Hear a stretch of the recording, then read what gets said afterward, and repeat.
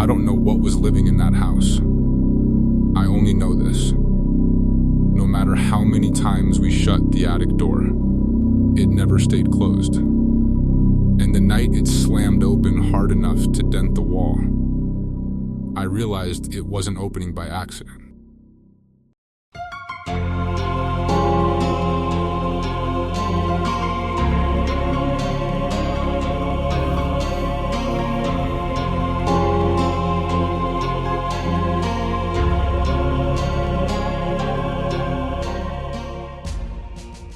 I don't care if people believe me or not.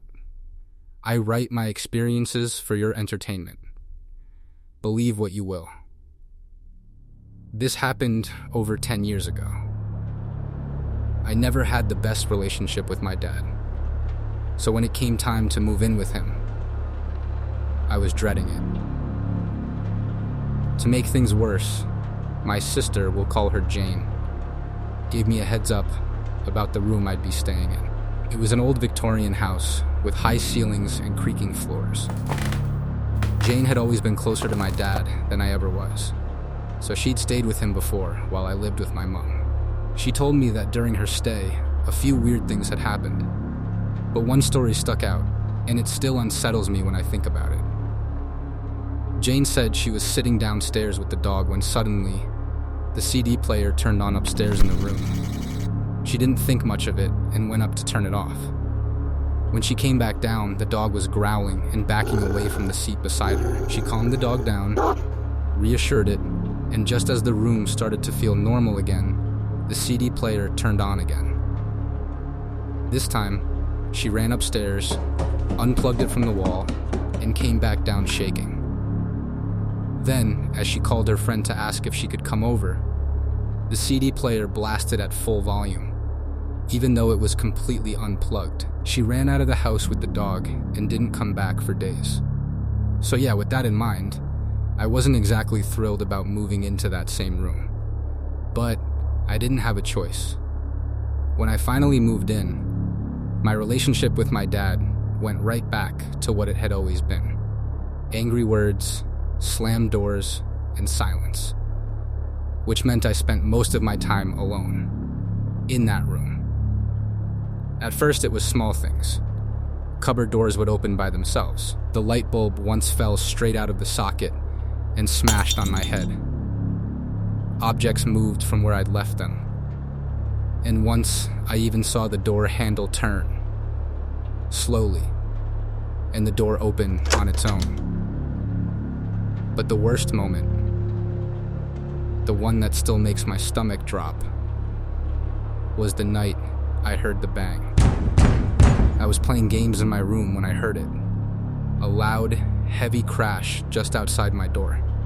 At the same time, my dad came storming up the stairs from below. He thought I'd broken something. We both looked, and the attic hatch above the hallway had swung open so violently that it slammed against the wall, leaving a huge dent. My dad started yelling, accusing me of messing around, but I tried to explain. The hatch was over 7 feet high, and I'm barely 5'5".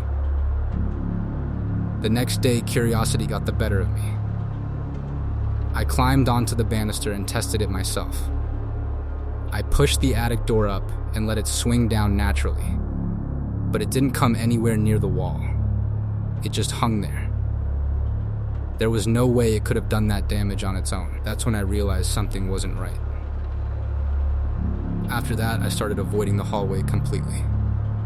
But one day, I was home alone, brushing my teeth in the bathroom. The attic hatch was right between the bathroom and my room, and I swear on my life. As I looked into the mirror, I saw it move behind me. The hatch swung open and slammed the wall with the same bone-cracking force as before. I didn't even think. I ran. I think I skipped half the stairs on my way out. I never went back into that house again. For a few years after, strange things seemed to follow me. Small shadows, cold spots, that same heavy feeling. But eventually, it all stopped. It's been quiet for a couple years now. Still, Sometimes, when I see an old attic door, I get that same feeling in my chest, like something behind it is just waiting to drop open again. The attic door hasn't opened in years. But every time I think about that house, one question still bothers me. Did it stop because it was done with that house? Or because I finally left?